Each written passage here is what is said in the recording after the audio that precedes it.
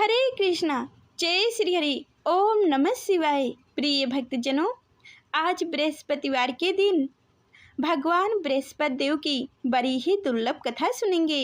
इस कथा को सुनने से भक्तों की भगवान बृहस्पति देव की कृपा से सारी मनोकामनाएं पूर्ण हो जाती है। तो आइए कथा को सुनते हैं।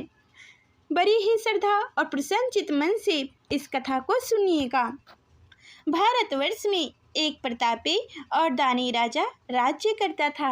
वह नित्य गरीबों और ब्राह्मणों की सहायता करता था। यह बात उसकी रानी को अच्छी नहीं लगती थी। वह ना ही गरीबों को दान देती, ना ही भगवान का पूजन करती थी और राजा को भी दान देने से मना किया करती थी। एक दिन राजा शिकार खेलने के लिए वन को गए हुए थे, तो रानी महल में अकेली थी। उसी समय बृहस्पति देव साधु के वेश में राजा के महल में भिक्षा के लिए गए और भिक्षा मांगी। रानी ने भिक्षा देने से इनकार किया और कहा, हे साधु महाराज, मैं तो दानी पुण्य से तंग आ गई हूँ। मेरा पति सारा धन लुटाते रहते हैं। मेरी इच्छा है कि हमारा धन नष्ट हो जाए, फिर न रहेगा बांस, न बाजेगी बांसुरी। साधु ने कहा, देवी, तुम तो बड़ी विचित्र हो। धन संतान तो सभी चाहते हैं, पुत्र और लक्ष्मी तो पापी के घर भी होनी चाहिए। यदि तुम्हारे पास अधिक धन है तो भूखे को भोजन दो, प्यासों के लिए प्याऊ बनवाओ, मुसाफिरों के लिए धर्मशाला खुदवाओ। जो निर्धन अपनी कुंवारी कन्याओं का विवाह नहीं करा सकते, उनका विवाह करा दो। ऐसे और कई काम हैं जिनके करने से तुम्हारा यश लोक परलोक में फैलेगा। परंतु रानी पर उपदेश का कोई प्रभाव न पड़ा। वह बोली, महाराज, आप मुझे कुछ न समझाइए। मैं ऐसा धन नहीं चाहती जो हर जगह बांटती फिरूं। साधु ने उत्तर दिया, यदि तुम्हारी ऐसी ही इच्छा है तो तथास्तु। तुम ऐसा करना कि बृहस्पतिवार को घर लीप कर पीली मिट्टी से अपना केश धोकर स्नान करना, भट्ठी चढ़ाकर कपड़ा धोना। ऐसा करने से आपका सारा धन नष्ट हो जाएगा। इतना कहकर वह साधु महाराज वहाँ से अलुप्त हो गए। साधु के अनुसार कई बातों को पूरा करते हुए रानी को केवल 3 बृहस्पतिवार बीते थे कि उनकी समस्त धन संपत्ति नष्ट हो गई। भोजन के लिए राजा का परिवार तरसने लगा। तब एक दिन राजा ने रानी से बोला कि हे रानी, तुम यहीं रहो, मैं दूसरे देश को जाता हूँ, क्योंकि यहाँ पर सभी लोग मुझे जानते हैं, इसलिए मैं कोई छोटा कार्य नहीं कर सकता। ऐसा कहकर राजा परदेश चला गया। वहाँ वह जंगल से लकड़ी काट कर लाता और शहर में बेचता। इस तरह वह अपना जीवन व्यतीत करने लगा। इधर राजा के परदेश जाते ही रानी और दासी दुखी रहने लगी। एक बार जब रानी और दासी को 7 दिन तक बिना भोजन के रहना पड़ा तो रानी ने अपनी दासी से कहा, हे दासी, पासी के नगर में मेरी बहन रहती है।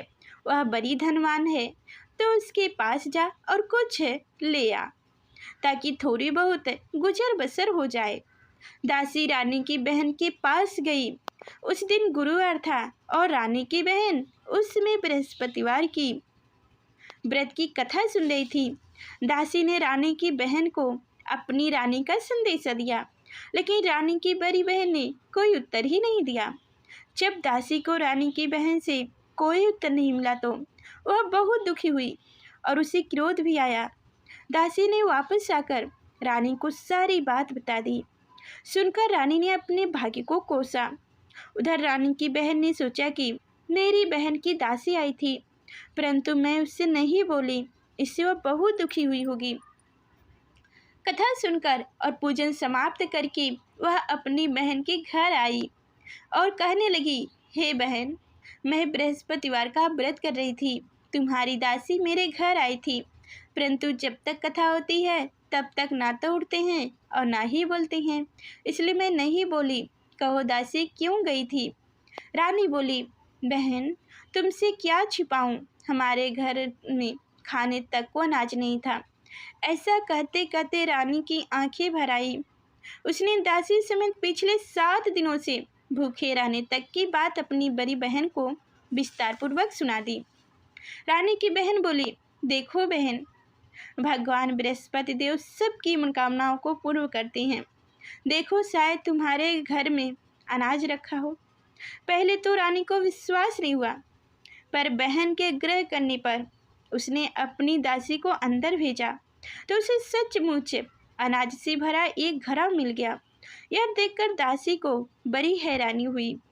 दासी रानी से कहने लगी, हे रानी, जब हमको भोजन नहीं मिलता तो हम व्रत ही तो किया करते थे, इसलिए क्यों ना इनसे व्रत और कथा की विधि पूछ ली जाए ताकि हम भी व्रत कर सकें। तब रानी ने अपनी बहन से बृहस्पतिवार व्रत के बारे में पूछा। उसकी बहन ने बताया, बृहस्पतिवार के व्रत में चने की दाल और मुनक्का से भगवान विष्णु का केले के जड़ में पूजन करें तथा दीपक जलाएं, व्रत कथा सुनें और पीला भोजन ही करें। इससे बृहस्पति देव प्रसन्न होते हैं। व्रत और पूजन विधि बताकर रानी की बहन अपने घर को लौट गई। 7 दिन के बाद जब गुरुवार आया तो रानी और दासी ने व्रत रखा। घुड़शाले में जाकर चना और गुड़ लेकर आई। फिर उससे केले की जड़ तथा विष्णु भगवान का पूजन किया। अब पीला भोजन कहाँ से आए, इस बात को लेकर दोनों बहुत दुखी थी, किंतु उन्होंने व्रत रखा था, इसलिए बृहस्पति देव उनसे प्रसन्न थे। इसलिए वो एक साधारण व्यक्ति का रूप धारण कर 2 थाली में सुंदर पीला भोजन दासी को दे गए। भोजन पाकर दासी प्रसन्न हुई और फिर रानी के साथ मिलकर भोजन ग्रहण किया। उसके बाद वो सभी गुरुवार को व्रत और पूजन करने लगी। बृहस्पति भगवान की कृपा से उनके पास फिर से धन संपत्ति आ गई, परंतु रानी फिर से पहले की तरह आलस करने लगी। तब दासी बोली, देखो रानी, तुम पहले भी इसी प्रकार आलस करती थी। तुम्हें धन रखने में कष्ट होता था, इस कारण सभी धन नष्ट हो गए, और अब जब भगवान बृहस्पति की कृपा से धन मिला है तो तुम्हें फिर से आलस होता है। रानी को समझाते हुए दासी कहने लगी कि बड़ी मुसीबतों के बाद हमने यह धन पाया है, इसलिए हमें दान पुण्य करना चाहिए, भूखे मनुष्यों को भोजन कराना चाहिए और धन को शुभ कार्यों में खर्च करना चाहिए, जिससे तुम्हारे कुल का यश बढ़ेगा, स्वर्ग की प्राप्ति होगी और पितृ प्रसन्न होंगे। दासी की बातें मानकर रानी अपना धन शुभ कार्यों में खर्च करने लगी, जिससे पूरे नगर में उनका यश फैलने लगा।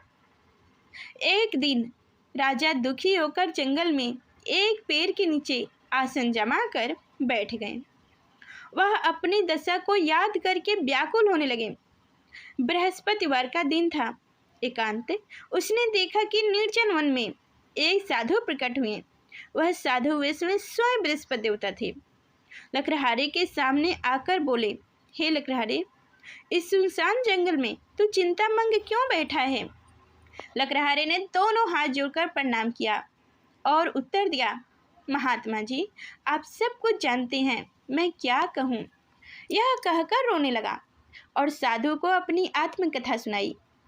महात्मा जी ने कहा, तुम्हारी स्त्री ने बृहस्पति के दिन बृहस्पति भगवान का निरादर किया है, जिसके कारण रुष्ट होकर उन्होंने तुम्हारी यह दशा कर दी है। अब तुम चिंता को दूर करके मेरे कहने पर चलो तो तुम्हारे सब कष्ट दूर हो जाएंगे और भगवान पहले से भी अधिक संपत्ति देंगे। तुम बृहस्पति के दिन कथा किया करो, 2 पैसे के चना मुनक्का लाकर उसका प्रसाद बनाओ और शुद्ध जल से लोटे में शक्कर मिलाकर अमृत तैयार करो। कथा के पश्चात अपने सारे परिवार और सुनने वाले प्राणियों में अमृत एवं प्रसाद बांटकर आप भी ग्रहण करो। ऐसा करने से भगवान तुम्हारी सब मनोकामनाएं पूरी करेंगे। साधु के ऐसे वचन सुनकर लकड़हारा बोला, हे प्रभु, मुझे लकड़ी बेचकर इतना पैसा नहीं मिलता जिससे भोजन के उपरांत कुछ भी बचा सकूं। मैंने रात्रि में अपनी स्त्री को व्याकुल देखा है, मेरे पास कुछ भी नहीं जिससे मैं उनकी खबर मांग सकूं। साधु ने कहा, हे लकड़हारे, तुम किसी बात की चिंता मत करो। बृहस्पति के दिन तुम रोजाना की तरह लकड़ियाँ लेकर शहर को जाओ। तुमको रोज से दोगुना धन प्राप्त होगा, जिससे तुम भली भांति भोजन कर लोगे तथा बृहस्पति देव की पूजा का सामान भी ला लोगे। इतना कहकर साधु अंतर ध्यान हो गए। धीरे धीरे समय व्यतीत होने पर फिर वही बृहस्पतिवार का दिन आया। लकड़हारा जंगल से लकड़ी काटकर किसी शहर में बेचने गया। उसे उस दिन और दिनों से अधिक पैसा मिला। राजा ने चना गुड़ आदि लाकर गुरुवार का व्रत किया। उस दिन से उनके सभी कलेश दूर हुए। परंतु जब दोबारा गुरुवार का दिन आया तो बृहस्पतिवार का व्रत करना भूल गया। इस कारण बृहस्पति भगवान नाराज हो गए। उस दिन उस नगर के राजा ने विशाल यज्ञ का आयोजन किया तथा शहर में यह घोषणा करवा दी कि कोई भी मनुष्य अपने घर में भोजन न बनाए, न आग जलवाए। समस्त जनता मेरे यहाँ भोजन करने आए। इस आज्ञा को जो नहीं मानेगा उसे फांसी की सजा दी जाएगी। इस तरह की घोषणा संपूर्ण नगर में करवा दी गई। राजा की आज्ञा अनुसार शहर के सभी लोग भोजन करने गए, लेकिन लकड़हारा कुछ देर से पहुंचा, इसलिए राजा उनको अपने साथ लिया ले गए और ले जाकर भोजन करा रहे थे तो रानी की दृष्टि उस खूंटी पर पड़ी जिस पर उनका हार लटका हुआ था। वह वहां पर दिखाई नहीं दिया। रानी ने निर्णय किया कि मेरा हार इस मानुष ने चुरा लिया है। उसी समय सिपाहियों को बुलाकर उसको कारागार में डलवा दिया गया। जब लकड़हारा कारागार में पड़ गया और बहुत दुखी होकर विचार करने लगा कि ना जाने कौन से पूर्व जन्म के कर्म से मुझे यह दुख प्राप्त हुआ है, और उसी साधु को याद करने लगा जो कि जंगल में मिला था। उसी समय तत्काल बृहस्पति देव साधु के रूप में प्रकट हुए और उसकी दशा को देखकर कहने लगे, अरे मूर्ख है, तूने बृहस्पति देव की कथा नहीं करी, इस कारण तुझे दुख प्राप्त हुआ है। अब चिंता मत कर। बृहस्पतिवार के दिन कारागार के दरवाजे पर 4 पैसे मिले पड़ेंगे। उनसे तो बृहस्पति देव की पूजा करना, तेरे सभी कष्ट दूर हो जाएंगे। बृहस्पति के दिन उसे 4 पैसे मिले। लकड़हारा ने कथा कही। उसी रात्रि को बृहस्पति देव ने उस नगर के राजा को स्वप्न में कहा, हे राजा, तुमने जिस आदमी को कारागार में बंद कर दिया है वह निर्दोष है, वह राजा है, उसे छोड़ देना।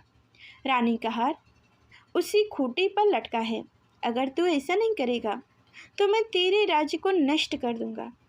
इस तरह रात्रि के स्वप्न को देखकर राजा प्राप्त काल उठा और खूंटी पर हार देखकर लकड़हारे को बुलाकर क्षमा मांगी तथा लकड़हारे को योग्य सुंदर वस्त्र आभूषण देकर विदा कर दिया।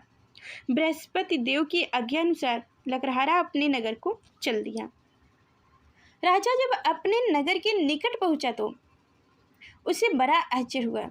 नगर में पहले से अधिक बाग, तालाब, कुआं तथा बहुत सी धर्मशाला, मंदिर आदि बन गई है। राजा ने पूछा, यह सब किसका बाग और धर्मशाला है? तब नगर के सब लोग कहने लगे कि यह सब रानी और दासी के हैं। तो राजा को आश्चर्य हुआ और गुस्सा भी आया। जब रानी ने यह खबर सुना कि राजा आ रहे हैं तो उन्होंने दासी से कहा कि हे दासी, देख राजा हमको कितनी बुरी हालत में छोड़ गए थे। हमारी ऐसी हालत देखकर वह लौट न जाए, इसलिए तू दरवाजे पर खड़ी हो जा। आज्ञा अनुसार दासी दरवाजे पर खड़ी हो गई। राजा आए तो उन्हें अपने साथ लिया लाई। तब राजा ने क्रोध करके अपनी रानी से पूछा कि यह धन तुम्हें कैसे प्राप्त हुआ है? तब उन्होंने कहा, हमें यह सब धन बृहस्पति देव के इस व्रत के प्रभाव से प्राप्त हुआ है। राजा ने निर्णय किया कि 7 रोज बाद तो सभी बृहस्पति देव का पूजन करते हैं, परंतु मैं प्रतिदिन दिन में 3 बार कहानी तथा रोज व्रत किया करूँगा। अब हर समय राजा के दुपट्टे में चने की दाल बधी रहती तथा दिन में 3 बार कहानी कहता। एक रोज राजा ने विचार किया कि चलो अपनी बहन के यहाँ हो आऊँ। इस तरह निर्णय कर राजा घोड़े पर सवार होकर अपनी बहन के यहाँ को चलने लगा। मार्ग में उसने देखा कि कुछ आदमी एक मुर्दे को ले जा रहे हैं। उन्हें रोककर राजा कहने लगा, अरे भाइयों, मेरी बृहस्पति देव की कथा सुन लो। वो बोले, लो हमारा तो आदमी मर गया है, इसकी अपनी कथा की परी है। परंतु कुछ आदमी बोले, अच्छा कहो, हम तुम्हारी कथा भी सुनेंगे। राजा ने दाल निकाली और जब कथा कहानी शुरू कर दी।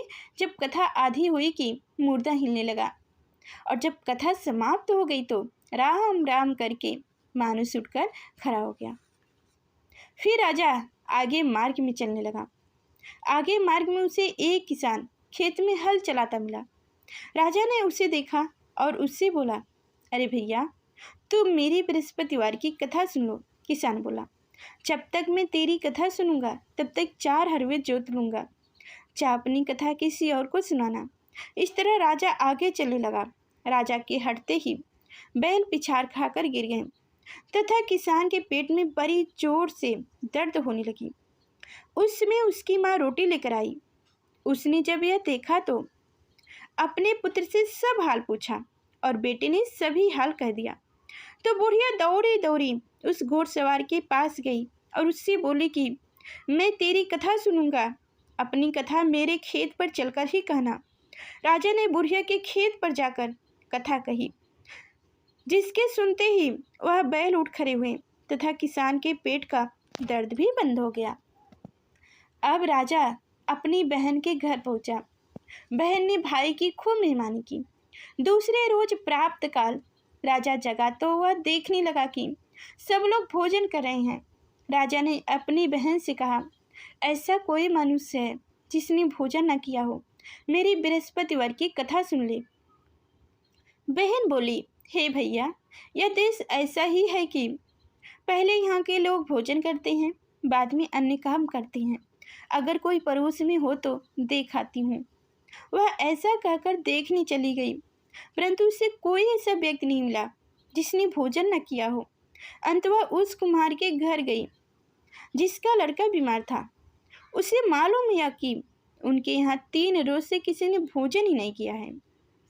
रानी ने अपने भाई की कथा सुनने के लिए कुम्हार से कहा। वह तैयार हो गए। राजा ने जाकर बृहस्पतिवार की कथा कही, जिसको सुनकर उनका लड़का ठीक हो गया। अब तो राजा की प्रशंसा होने लगी। एक रोज राजा ने अपनी बहन से कहा कि हे बहन, हम अपने घर को जाऊंगा, तुम भी तैयार हो जाओ। राजा की बहन ने अपनी सास से कहा। सास ने कहा, हाँ चली जा, परंतु अपने लड़कों को मत ले जाना, क्योंकि तेरे भाई के कोई औलाद नहीं है। बहन ने अपने भाई से कहा, हे भैया, मैं तो चलूंगी, पर कोई बालक नहीं जाएगा। राजा बोला, जब कोई बालक नहीं चलेगा तब तुम ही क्या करोगी। बड़ी दुखी मन से राजा अपने नगर को लौट आया। राजा ने अपनी रानी से कहा, हम निर्वंशी हैं, हमारा मुंह देखने का धर्म नहीं है, और कुछ भोजन आदि नहीं किया, सिंह पर लेट गया। रानी बोली, हे प्रभु, बृहस्पति देव ने हमें सब कुछ दिए हैं, वो हमें औलाद अवश्य देंगे। उसी रात्र को बृहस्पति देव ने राजा से स्वप्न में कहा, हे राजा, उठ, सभी सोच त्याग दे, तेरी रानी गर्भवती है। राजा की यह बातें सुनकर बड़ी खुशी हुई। 9वें महीने में उनके गर्भ से एक सुंदर कन्या पुत्र पैदा हुआ। तब राजा बोला, हे रानी, स्त्री बिना भोजन के रह सकती है, पर बिना कहे नहीं रह सकती। जब मेरी बहन आए तो मुझसे कुछ मत कहना। रानी ने सुनकर हाँ कर दिया। जब राजा की बहन ने यह शुभ समाचार सुना तो वह बहुत खुश हुई तथा बधाई लेकर अपने भाई की यहाँ आई। तभी रानी ने कहा, घोड़ा चढ़कर तो नहीं आई, गधा चढ़कर आई। राजा की बहन बोली, भाभी, मैं इस प्रकार न कहती तो तुम्हें औलाद कैसी मिलती। बृहस्पति देव ऐसे ही हैं, जैसी जिनके मन में मनोकामनाएं हैं सभी को पूर्ण करते हैं। जो सदा भावपूर्वक बृहस्पतिवार का व्रत करते हैं एवं कथा पढ़ते सुनते हैं, दूसरों को सुनाते हैं, बृहस्पति देव उनकी सभी मनोकामनाएं पूर्ण करते हैं। तो प्रेम से बोलिए, बृहस्पति देव की जय हो, भगवान विष्णु की जय हो। अब इसी तरह दूसरी कथा सुनेंगे। प्राचीन काल में एक ब्राह्मण रहता था। वह बहुत निर्धन था। उसके कोई संतान नहीं थी। उसकी स्त्री बहुत मलिनता के साथ रहती थी। वह स्नान न करती, किसी देवता का पूजन न करती। इससे ब्राह्मण देवता बड़ी दुखी थे। बेचारे बहुत कुछ कहते थे, किंतु उसका कुछ परिणाम न निकलता। भगवान की कृपा से ब्राह्मण की स्त्री के कन्या रूपी रत्न पैदा हुई। कन्या बड़ी होने पर प्राप्त स्नान करके विष्णु भगवान का जप एवं बृहस्पतिवार का व्रत करने लगी। अपने पूजन पाठ को समाप्त करके विद्यालय जाती तो अपनी मुट्ठी में जौ भर कर ले जाती और पाठशाला के मार्ग में डालती जाती। तब वो जब स्वर्ग के हो जाते यानी कि सोने के हो जाते थे तो लौटते समय उनको बीनकर घर ले आती थी।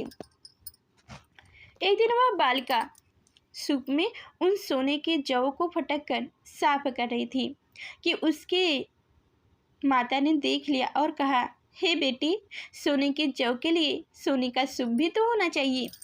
दूसरे दिन बृहस्पतिवार था। इस कन्या ने व्रत रखा और बृहस्पति देव से प्रार्थना करके कहा, हे भगवान बृहस्पति देव, अगर मैंने आपकी पूजा सच्चे मन से की हो तो मेरे लिए सोने का सूप दे दो। बृहस्पति देव ने उसकी प्रार्थना स्वीकार कर ली। रोजाना की तरह वह कन्या जौ फैलाती हुई जाने लगी। तब लौटकर जौ बीन रही थी तो बृहस्पति देव की कृपा से सोने का सूप मिला। उसे वह घर ले आई और उसमें जौ साफ करने लगी, परंतु उसकी माँ का वही ढंग रहा। एक दिन की बात है कि वह कन्या सोने के सूप में जौ साफ कर रही थी। उस समय यह शहर का राजपूत वहां से होकर निकला। इस कन्या के रूप और कार्य को देखकर मोहित हो गया तथा अपने घर आकर भोजन तथा जल त्याग कर उदास होकर लेट गया। राजा को इस बात का पता लगा तो अपने प्रधानमंत्री के साथ उसके पास गया और बोले, हे बेटा, तुम्हें किस बात का कष्ट है? किसी ने अपमान किया है अथवा और कोई कारण हो तो कहो, मैं वही कार्य करूँगा जिससे तुम्हें प्रसन्नता हो। अपने पिता की राजकुमार ने बातें सुनी तो वह बोला, मुझे आपकी कृपा से किसी बात का दुख नहीं है, किसी ने अपमान भी नहीं किया है, परंतु मैं उस लड़की से विवाह करना चाहता हूँ जो सोने के सूप में जौ साफ कर रही थी। यह सुनकर राजा आश्चर्य में पड़ गया और बोला, हे बेटा, इस तरह की कन्या का पता तुम ही लगाओ, मैं उसके साथ तेरा विवाह अवश्य ही करा दूंगा। राजकुमार ने उस लड़की की घर का पता बतलाया। तब मंत्री उस लड़की के घर गए और ब्राह्मण देवता को सभी हाल बतलाया। ब्राह्मण देवता राजकुमार के साथ अपनी कन्या का विवाह करने के लिए तैयार हो गए तथा विधि विधान के अनुसार ब्राह्मण की कन्या का विवाह राजकुमार के साथ हो गया। कन्या के घर से जाते ही पहले की बात उस ब्राह्मण देवता के घर में गरीबी का निवास हो गया। अब भोजन के लिए भी अन्न बड़ी मुश्किल से मिलता था। एक दिन दुखी होकर ब्राह्मण देवता अपनी पुत्री के पास गए। बेटी ने पिता की दुखी अवस्था को देखा और अपनी माँ का हाल पूछा। तब ब्राह्मण ने सभी हाल कहा। कन्या ने बहुत सा धन देकर अपने पिता को विदा कर दिया। इस तरह ब्राह्मण का कुछ समय सुखपूर्वक व्यतीत हुआ। कुछ दिन बाद फिर वही हाल हो गया। ब्राह्मण फिर अपनी कन्या के यहाँ गए और सारा हाल कहें तो लड़की बोली, हे पिताजी, आप माताजी को यहाँ लिया लाओ, मैं उसे वह विधि बता दूंगा जिससे गरीबी दूर हो जाएगी। वह ब्राह्मण देवता अपनी स्त्री को साथ लेकर पहुँचे तो अपनी माँ को समझाने लगी, हे माँ, तुम प्रातः काल प्रथम स्नान आदि करके विष्णु भगवान का पूजन करो तो सब दरिद्रता दूर हो जाएगी। परंतु उसकी माँ ने एक भी बात नहीं मानी और प्रातः काल उठकर अपनी पुत्री के बच्चों की जूठन को खा लिया करती थी। इससे उसकी पुत्री को भी बहुत गुस्सा आया और एक रात को कोठरी से सभी सामानें निकाल दिया और अपनी माँ को उसमें बंद कर दिया। प्रातः काल कोठरी से निकाला तथा स्नान आदि कराकर पूजा पाठ करवाया तो उसकी माँ की बुद्धि ठीक हो गई और अब फिर प्रत्येक बृहस्पतिवार को व्रत रखने लगी। इस व्रत के प्रभाव से उसके माँ बाप बहुत ही धनवान और पुत्रवान हो गए और बृहस्पति जी के प्रभाव से इस लोक के सुख भोग कर स्वर्ग को प्राप्त हुए। तो प्रेम से बोलिए भगवान विष्णु की जय हो। जैसी सच्ची भावना से राजा और रानी ने ब्राह्मणी ने उनकी बेटी ने भगवान बृहस्पति देव की कथा का गुणगान किया, उनका व्रत किया, पूजन किया, तो उनकी सभी इच्छाएं बृहस्पति देव जी ने पूरी की थी। इसलिए पूरी कथा सुनने के बाद प्रसाद लेकर जाना चाहिए। हृदय से उनका मनन करते हुए जय जयकार बोलना चाहिए। तो प्रेम से बोलिए, बृहस्पति देव की जय हो, भगवान विष्णु की जय हो। तो प्रिय भक्तगणों, उम्मीद करती हूँ कि आज की हमारी कथाएं आप सभी को अच्छी लगी होगी। तो लाइक कर चैनल को सब्सक्राइब करें। फिर मिलते अगले नेक्स्ट वीडियो में। तब तक के लिए धन्यवाद।